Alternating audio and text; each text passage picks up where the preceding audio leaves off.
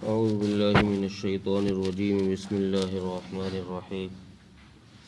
للہ ما فی السماوات وما فی الارض وان تبدوا ما فی انفسکم او تخفوه یحاسبکم به اللہ فیغفر لمن یشاء ویعذب من یشاء واللہ علی کل شیء قدیر۔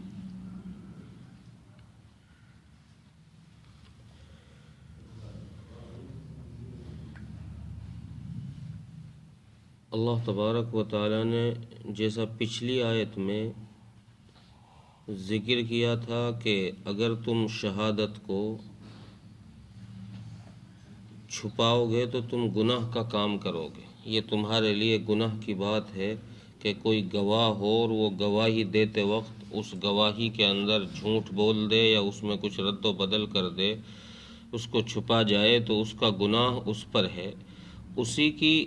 اسی کا تکملہ اس آیت میں بھی ذکر کیا جا رہا ہے اور ارشاد فرمایا جا رہا ہے کہ سنو، زمین و آسمان اور ان کے درمیان میں جو چیزیں ہیں جو تمہیں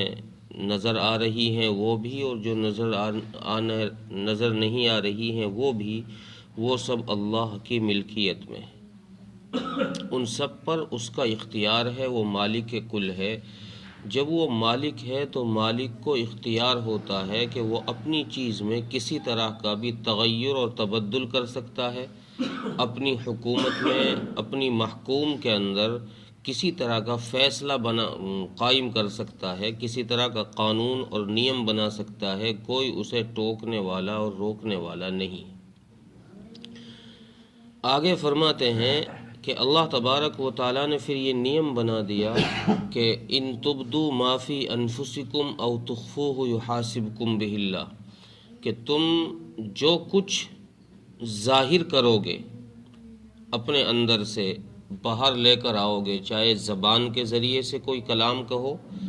یا ہاتھ پیروں کے ذریعے سے کوئی عمل کرو، اچھا کرو یا برا کرو، یا پھر تم ظاہر نہ کرو، دل میں اندر تم چھپا کے رکھو گے، اللہ تبارک و تعالی ان دونوں طرح کے اعمال کا، جن کا تم نے دل میں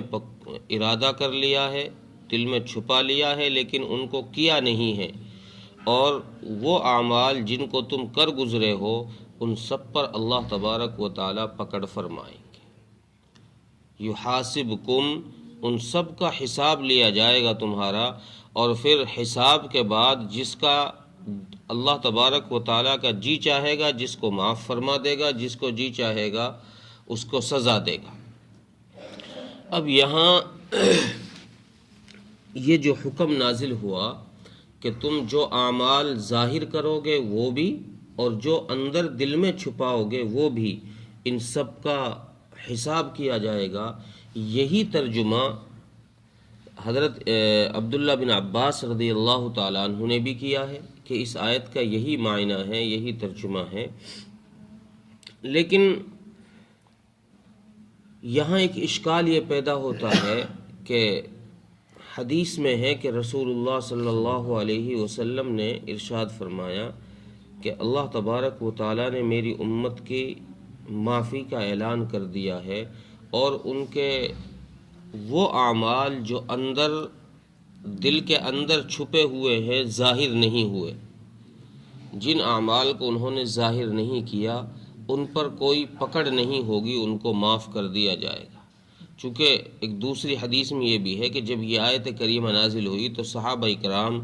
رضوان اللہ علیہم اجمعین پریشان ہو گئے کہ یا رسول اللہ، اب تو مارے گئے، اب تو بچنے کا کوئی راستہ ہی نہیں ہے، کوئی طریقہ، کوئی سبیل نہیں ہے۔ کیا بات ہوئی کہ یا رسول اللہ، اللہ تبارک و تعالیٰ نے تو فرما دیا جو تم عمل ظاہر کرو گے وہ بھی، اور جو دل میں خیالات آ جائیں گے وہ بھی سب پر پکڑ ہوگی۔ تو رسول اللہ صلی اللہ علیہ وسلم نے صحابہ کرام رضوان اللہ علیہم اجمعین کو پھر سمجھایا، اور آپ نے یہ ارشاد فرمایا کہ جب اللہ تبارک و تعالیٰ کا حکم آ جائے تو تم کہو سمعنا و اطعنا، ہم نے سن لیا اور ہم نے اس کو مان لیا۔ لیکن چونکہ اللہ تبارک و تعالیٰ نے آگے فرمایا ہے لا یکلف اللہ نفسا الا وسعها، اللہ کسی پر اس کی طاقت سے زیادہ بوجھ نہیں ڈالتے، جتنا وہ برداشت کر سکتا ہے اتنا ہی بوجھ اس پر ڈالتے ہیں۔ تو اللہ تبارک و تعالیٰ نے تمہارے وہ خیالات جو تمہارے دلوں میں ویسے ہی بغیر ارادے کے ہی آ جاتے ہیں، بہت سی دفعہ دل میں بہت سارے خیالات بغیر سوچے ہی آنے لگتے ہیں، اور تم ان کا کرنے کا کوئی عزم بھی نہیں کرتے، ارادہ بھی نہیں کرتے، تو اللہ تبارک و تعالیٰ نے وہ تمہارے سارے خیالات معاف فرما دیے۔ اور اس آیت کا جواب علماء اکرام نے، امام قرطبی رحمۃ اللہ علیہ نے تو یہ دیا ہے، اس اشکال کے بعد میں یہ جواب دیا ہے کہ اعمال دو طرح کے ہیں، اللہ تبارک و تعالیٰ کے احکام دو طرح کے ہیں جو انسان پر نازل ہوئے ہیں۔ کچھ احکام تو وہ ہیں کہ جو انسان کے ظاہری اعضاء سے متعلق ہیں، جیسے نماز، روزہ، حج، زکوٰۃ، یہ انسان کے ظاہری اعضاء سے متعلق ہیں، پتہ چل جاتا ہے کہ یہ انسان نماز پڑھ رہا ہے، حج کر رہا ہے، زکوٰۃ دے رہا ہے، اس کا پتہ چل جائے گا، یہ ظاہری اعضاء سے ہے۔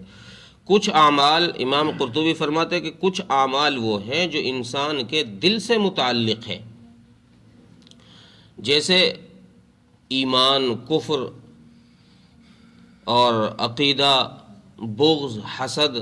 کینہ، یہ ساری چیزیں دل سے متعلق ہیں۔ ظاہر میں آدمی خوب ہنس رہا ہے، اس کے ساتھ خوب باتیں کر رہا ہے، اندر پتہ نہیں کہ اس کے خلاف کیا سازشیں چل رہی ہیں دل میں۔ تو امام قرطبی رحمۃ اللہ علیہ فرماتے ہیں کہ یہاں جو آیت میں حکم دیا جا رہا ہے کہ تمہارے ظاہر کے اعمال پر بھی پکڑ ہوگی، حساب ہوگا، اور باطن کے اعمال پر بھی حساب ہوگا، یہ وہ اعمال ہیں جو رب کی طرف سے دو قسم کے نازل ہوئے، جو ظاہری اعضاء کے لیے آئے ہوئے ہیں ان سے بھی حساب کیا جائے گا، اور جو باطنی اعضاء یعنی دل کے لیے نازل ہوئے ہیں ان سے بھی حساب ہوگا۔ لیکن بعض علماء نے اس حدیث کا ایک اور جواب دیا ہے، وہ یہ ہے کہ جو خیالات انسان کے دل پر ویسے ہی گزر جاتے ہیں، اس حدیث کی روشنی میں علماء نے جواب دیا ہے جو میں نے ابھی ذکر کری، صحابہ اکرام کے سوال کرنے پر رسول اللہ صلی اللہ علیہ وسلم نے جو ارشاد فرمایا، تو اس حدیث کی وجہ سے بعض علماء نے جواب یہ دیا ہے کہ یہاں جن اعمال کے، جن خیالات کے، جن دل کی باتوں کا حساب کا ذکر ہے، وہ باتیں ہیں جن کا انسان پختہ عزم کر لیتا ہے، ارادہ کر لیتا ہے کہ نہیں بھئی یہ کام مجھے کرنا ہے، اب کسی اڑچن کی وجہ سے، کسی رکاوٹ کی وجہ سے اس کام کو نہیں کر پاتا، چاہے وہ نیکی کا کام ہے یا گناہ کا کام۔ مثلا مثال کے طور پر کسی کے گھر چوری کرنے کا ارادہ کر لیا، بھئی مجھے آج رات یہاں چوری کرنی ہے، اب کچھ حالات ایسے پیدا ہوئے کہ وہ اس کے گھر نہیں جا پایا، نہیں کر پایا، لیکن عزم اس نے پکا کر لیا کہ آج مجھے جانا ہی ہے۔ تو علماء فرماتے ہیں کہ یہ جو خیال ہے اس کا عزم مصمم، جس کا دل میں ارادہ کر لیا ہے اس نے، لیکن کسی عذر کی وجہ سے اسے نہیں کر پایا، اس پر اللہ تبارک و تعالیٰ کی طرف سے پکڑ ہے، اس پر حساب ہے۔ ہاں جو خیالات ویسے ہی بغیر ارادے کے آ گئے دل میں، اور پھر ان کا کرنے کا بھی کوئی ارادہ نہیں ہوا، بس وہ آئے اور یوں ہی چلے گئے، تو وہ ان خیالات پر اللہ تبارک و تعالیٰ کی طرف سے کوئی پکڑ کا وعدہ نہیں ہے، کوئی حساب و کتاب نہیں ہے۔ اور اللہ تبارک و تعالیٰ جو پکڑ کا اور حساب کا ذکر فرما رہے ہیں، وہ انہی لوگوں کے لیے ذکر فرمائیں جو اپنے دل میں کسی کام کا عزم کر لیں، پکا ارادہ کر لیں۔ ان کے بارے میں اللہ فرما رہے ہیں کہ فَيَغْفِرُ لِمَن يَشَاءُ وَيُعَذِّبُ مَن يَشَاءُ، ہم دیکھیں گے اگر کسی کے دل کے اندر کچھ خرابی زیادہ ہے تو عذاب دیں گے، اور جس کے دل کے اندر اچھائیاں زیادہ ہیں تو اس کو معاف کر دیں گے۔ یہ ہماری چاہت کے پیچھے ہے، ہماری منشا کے پیچھے ہے، اس میں کسی کا زور زبر اور کسی کی سفارش نہیں چلے گی۔ ہمارا دل چاہے گا جس کو معاف کریں گے، ہمارا دل چاہے گا جس کو سزا دیں گے۔ پھر آخر میں اللہ تبارک و تعالیٰ نے یہی ذکر فرمایا کہ جو احکامات کے آخری میں آیتوں کے الفاظ ہوتے ہیں کہ اللہ تبارک و تعالیٰ اپنی ذات کا علم لوگوں کے دلوں میں بٹھانا چاہتے ہیں تاکہ اس حکم پر عمل کیا جائے۔ کوئی حکم اللہ تبارک و تعالی نازل فرماتے ہیں تو اس حکم کے آخر میں اللہ تبارک و تعالی قیامت کا ذکر فرماتے ہیں، آخرت کا ذکر فرماتے ہیں، اور اپنی ذات کے علیم و خبیر ہونے کا ذکر فرماتے ہیں، شعین قدیر ہونے کا ذکر فرماتے ہیں کہ دیکھو تم میری ذات سے بچ نہیں سکتے، تم میرے علم میں ہو۔ اس لیے اللہ تبارک و تعالیٰ نے یہاں بھی یہی ذکر فرمایا واللہ علی کل شیء قدیر، کہ دیکھو تم جو کر رہے ہو، جو نہیں کر رہے، ان سب کا علم میرے پاس موجود ہے۔ حدیث میں آتا ہے، ایک حدیث میں ہے کہ قیامت کے دن اللہ تبارک و تعالیٰ فرمائیں گے کہ آج یہ وہ دن ہے کہ جس میں راز فاش کر دیے جائیں گے، کسی کا راز نہیں رہے گا۔ جس نے دل میں کوئی بات سوچی ہوگی وہ بھی اللہ تبارک و تعالی ظاہر فرما دیں گے۔ اور رسول اللہ صلی اللہ علیہ وسلم نے ارشاد فرمایا کہ اللہ مسلمان بندوں کو بلائیں گے، ایمان والوں کو بلائیں گے، اور ایک ایک کر کے ان سے حساب لیں گے اور ان سے بتائیں گے کہ تو نے فلاں گناہ کیا تھا، فلاں گناہ کیا تھا۔ وہ اقرار کرے گا کہ ہاں اللہ میں نے کیا تھا، یا پھر کچھ ایسے گناہ ہوں گے کہ جن کا دل میں ارادہ کیا ہوگا لیکن کیے نہیں ہوں گے، تو اللہ تبارک و تعالیٰ فرمائیں گے کہ تو نے یہ گناہ نہیں کیا تھا، اے اللہ نہیں کیا تھا۔ تو اللہ تبارک و تعالیٰ اس دن وہ سارے گناہ، سارے اعمال ظاہر کر دیں گے کہ جن کا علم کرامن کاتبین کو بھی نہیں ہوگا۔ جو ان کندھوں پر لکھنے والے فرشتوں نے بھی جن اعمال کا علم نہیں ہوگا، جو انہوں نے نہیں لکھے ہوں گے، اللہ تبارک و تعالیٰ وہ سارے اعمال ظاہر کر کے فرما دیں گے کہ دیکھو میرے علم سے تم باہر نہیں ہو، جو چیز فرشتوں کو بھی نہیں پتہ تھی وہ مجھے پتہ ہے، تم نے کیا سوچ رکھا ہے، کیا کر رکھا ہے، وہ اس کا علم میرے پاس ہے۔ اس لیے اللہ نے آخر میں فرمایا کہ اللہ تبارک و تعالیٰ کی ذات کا ایسا علم ہے کہ وہ ہر چیز پر اس کی قدرت ہے، ہر چیز پر اس کی نگہبانی ہے، وہ جانتا ہے۔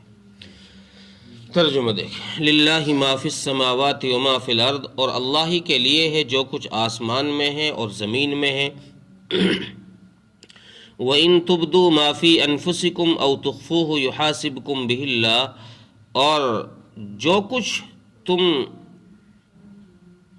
اپنے اعمال ظاہر کرتے ہو اور جو کچھ تم دل کے اندر چھپاتے ہو، اس سب کا تم سے حساب لیں گے اللہ تبارک و تعالی۔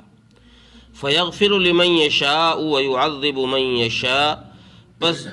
جس کو چاہیں گے معاف فرما دیں گے اور جس کو چاہیں گے سزا دیں گے۔ واللہ علی کل شیء قدیر،